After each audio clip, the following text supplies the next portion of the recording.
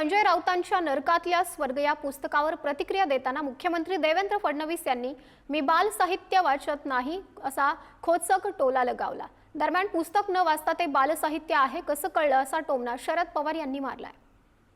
मी कादंबऱ्या वाचणं कधीच सोडलेलं आहे। कथा कादंबऱ्या आणि बाल वाङ्मय वाचायचं माझं वय राहिलेलं नाही, त्याच्यामुळे असल्या गोष्टी मी वाचत नाही। त्यांनी असंही म्हटलंय की त्यांचं सोडून द्या, तुम्ही ते कोण आहे? ते कोणी खूप मोठे नेते आहेत का?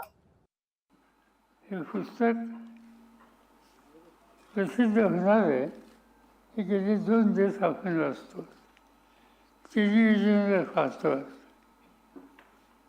मला आश्चर्य होतं की 70 वर्षाच्या लोकांना ते पुस्तक अजून न वाचता कसं समजलं मला माहिती।